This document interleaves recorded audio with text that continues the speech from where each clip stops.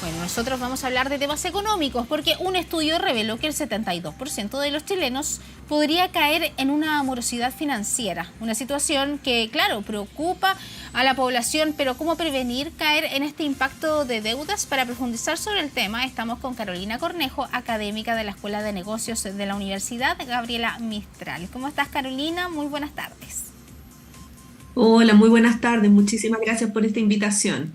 Bueno, Carolina, las cifras de este estudio de Chile Deudas son bien preocupantes. 72% de personas que cree que va a caer en una situación de morosidad, que además ya han estado en una situación compleja. De ellos, 6 de cada 10 han estado, por ejemplo, ya en DICOM, pero se suman los otros que nunca han estado. Bueno, esto quizás da cuenta de los problemas económicos que están teniendo las familias hoy en día, porque se acabaron, por ejemplo, las ayudas relacionadas con la pandemia. Sí, la verdad que es preocupante porque no solo las personas, como decías tú muy bien, el 72% cree que podría caer en una morosidad, sino que el 83% de las pymes también.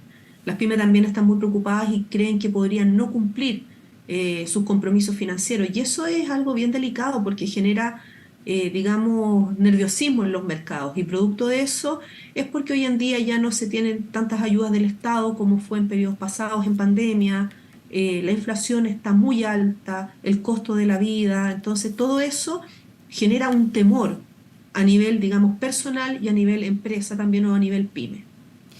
Si hablamos de las personas, bueno, también estaba leyendo en este estudio que dice que 40% más o menos tiene deudas de 3 a 10 millones, también los que están quizás un 30% más o menos de 1 a 3, también hay un porcentaje importante que tienen más de 10 millones de pesos, pero lo que llama la atención acá es que son créditos de consumo, porque acá hay que dejar de lado los Claro. créditos hipotecarios.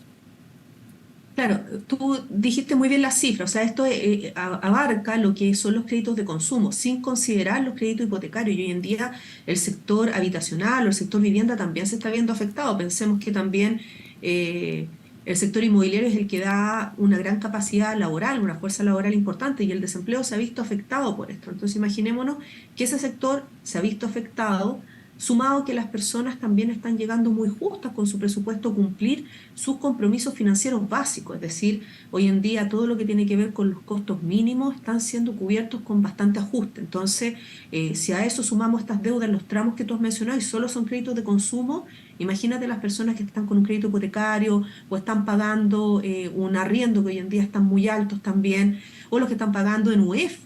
Pensemos que el UF también ha sido un elemento que ha condicionado esto y ha generado un poquito más de estrés en los mercados. Entonces está un poco complejo el escenario financiero percibido por las personas y por las pymes también. Bueno, y a eso hay que sumarle los colegios también, que la mayoría cobran la mensualidad en UF. Así es. O sea, el sector también, hablábamos la vez pasada que cuando también me invitaron a conversar el tema de los colegios, ¿cierto? Alguna institución de educación superior, o sea, todo eso hay que tratar de observarlo. Las familias se tienen que fijar mucho, si yo tuviera que mencionar algo, fijarse mucho cómo van a tomar sus compromisos financieros, en qué tipo de moneda, ¿cierto? En qué plazo, que sean cubribles, ¿cierto? No generar compras o compromisos impulsivos, adquirir algo que uno sabe que no va a poder cumplir en su pago, estas compras hormigas pequeñitas acumulando bienes o productos que no son necesarios. Hay que hacer un análisis de los gastos que uno tiene que cumplir por lo menos mínimos y luego comprometerse con otras cosas y si tiene que refinanciar algo, pensarlo muy bien a las tasas que está y ser muy responsable con el crédito también. Eso también es algo fundamental. Bueno, uno de los consejos entonces que tú das es no endeudarse en cosas necesarias. Sin embargo, hoy muchas personas, bueno, se viene arrastrando de la pandemia, claro que sí, pero se endeudan con cosas que sí son necesarias. Por ejemplo, la realidad de aquellos que tienen que pagar en cuotas y en muchas cuotas la compra del supermercado del mes. Entonces, ¿qué consejo Claro. se le da a esa persona que en realidad con el sueldo no le alcanza ni siquiera para alimentarse?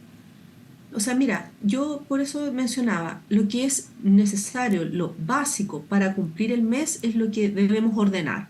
Luego, si nosotros tenemos un ajuste por tema salarial, ¿cierto? Por un tema de desempleo, hay que ver la mejor forma de poder endeudarse. Ojalá, hoy en día, uno siempre habla del ahorro, pero hoy en día estamos en condiciones poco factibles de ahorrar a nivel familia.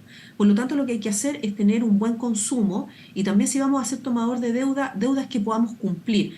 Hoy en día sacar un avance en efectivo de una tarjeta es muy castigador, ¿cierto? Usar bien el crédito, si lo vamos a usar, usámoslo bien, responsablemente, pagar no solo el monto mínimo de un compromiso financiero, sino que pagar la cuota, porque si no uno solo está pagando interés y no paga el principal, que es el monto de la deuda.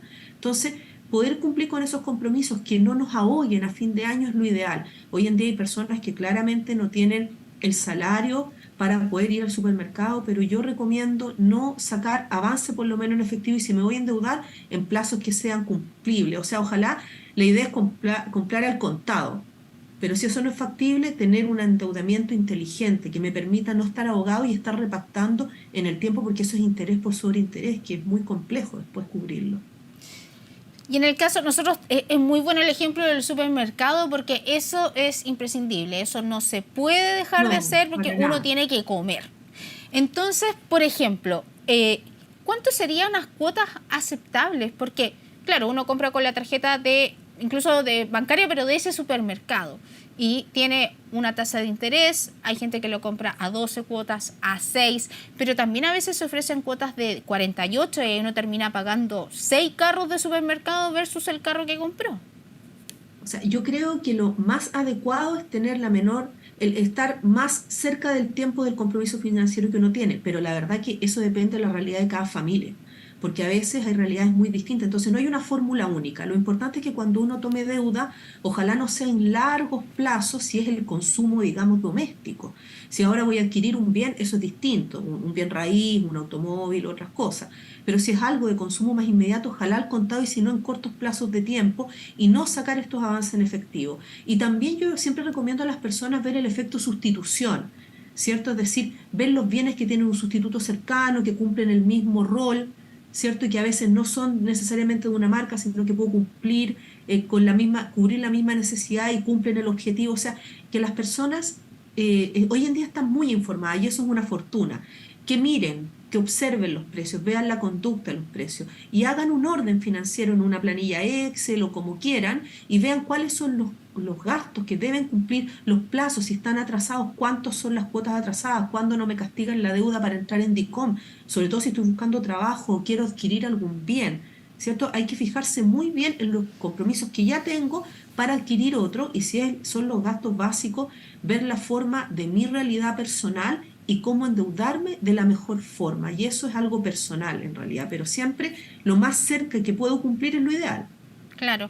Y Carolina, en el otro caso de las personas que ya están endeudadas y ya tienen muchas cuotas impagas, ¿qué pueden hacer? Porque claro, ahí es donde caen a DICOM, una persona que está en DICOM, le piden el documento, por ejemplo, para encontrar trabajo y obviamente ahí no puede finalmente obtener ese empleo. Entonces, hay varias opciones, tengo entendido, para aquellos que están...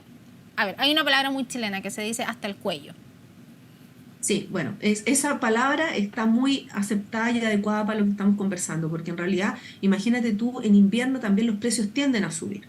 ¿Cierto? Hoy en día el costo de la vida tiende a subir en este trimestre, la estacionalidad golpea fuerte por los gastos de salud, gastos, digamos, de calefacción y un montón de otras cosas, precios que suben por la estacionalidad principalmente.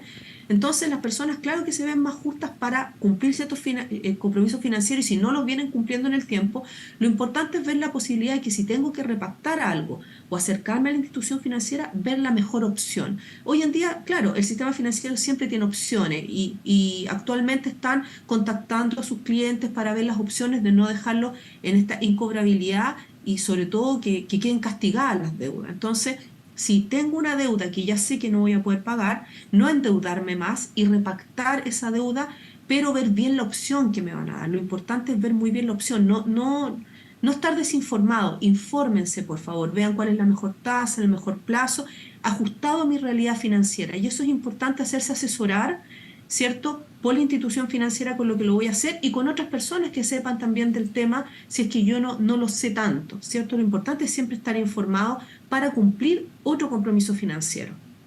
¿Y cuán conveniente es esta opción de consolidar las deudas? Que, por ejemplo, un banco compre todas las deudas de esa persona y así termina pagando solo una cuota al mes.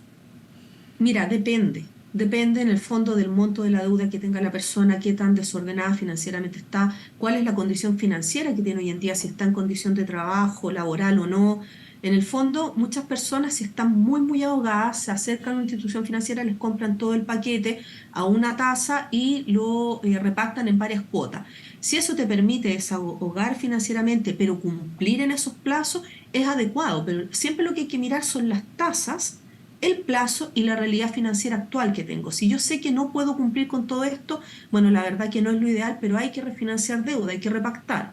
No obstante, lo ideal es ir cumpliendo lo que tengo, pero si no, hacerse asesorar, hágase asesorar. Si yo no sé bien cómo tomar un nuevo préstamo, cómo refinanciar, cómo repactar, hágase asesorar por alguien que sí lo pueda aconsejar, porque depende mucho de la situación familiar también. No solo enfrento yo una situación financiera, sino que mi contexto familia completo. Y entonces eso es importante también verlo, porque estoy afectando a otros y otros ingresan a esta problemática financiera también.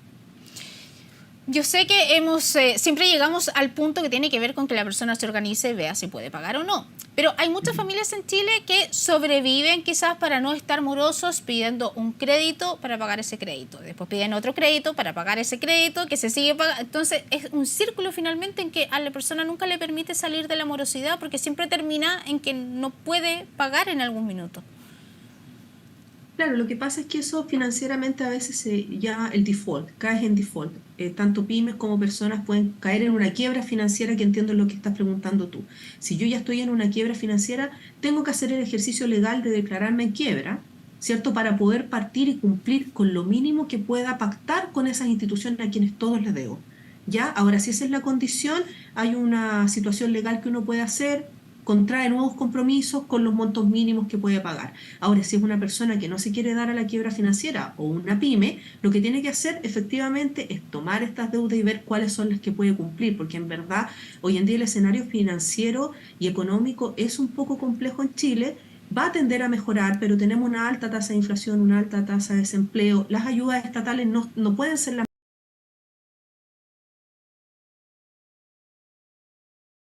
Yo creo que eso es fundamental, sincerar las finanzas, los gastos que tiene, lo que debe cumplir, y si eso ya no lo logro, bueno, hay que ver si repactar me soluciona esto o tengo que tomar otras instancias legales, porque tampoco es sano, y pensémoslo como un ejercicio de vida, vivir de esta forma. Lo peor que le puede pasar a una familia es vivir en esta angustia.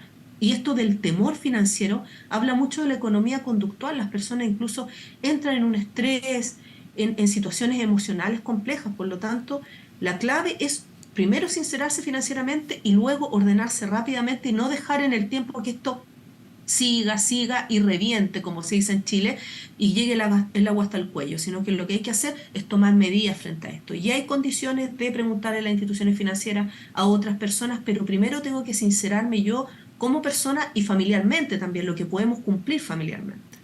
Carolina, hemos hablado de la población en general, o de un rango de edad, si se puede decir. Pero, ¿qué le aconsejas tú a ese adulto mayor que no tiene tanto acceso, que por ser adulto mayor o le dan menos plata o una tasa altísima? ¿Qué le aconsejarías tú a ese segmento de la población? Mira, la verdad que a mí me encanta hablar del tema del adulto mayor, porque creo que efectivamente a lo que se enfrentan muchos adultos mayores en Chile y a lo que vamos a enfrentarnos todos, porque en algún momento vamos hacia allá, efectivamente es que los gastos se tienden a subir, en el fondo en términos de salud, incluso en alimentación, los ingresos son mucho menos, entonces en el fondo yo creo que lo importante para un adulto mayor, yo no sé si es tomar deuda, porque en el fondo ser tomador de deuda, cajas de compensación u otras instituciones financieras facilitan préstamos, ¿cierto? En el fondo yo creo que lo que tiene que ver el adulto mayor son los accesos y los beneficios que tiene a los cuales puede acceder, que eso le disminuyan gastos o costos. Por ejemplo, en términos de salud, si puede optar a alguna ayuda del Estado, es decir, recurrir a elementos que le contribuyan, porque hoy en día mayor ingreso no van a tener o no van a poder llegar y endeudarse. Entonces los beneficios que tienen son los que tienen que aprovechar.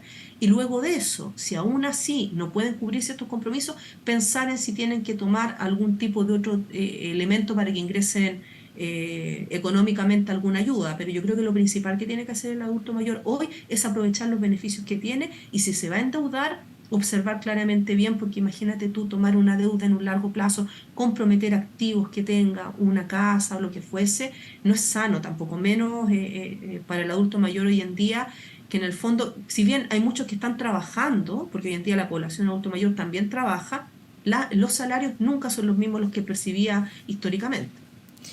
Muy bien, Carolina Cornejo, académica de la Escuela de Negocios de la Universidad Gabriela Mistral. Muchas gracias por conversar con nosotros. No, muchísimas gracias a ti también. Una muy bonita tarde todos en sus casas. Muchas gracias.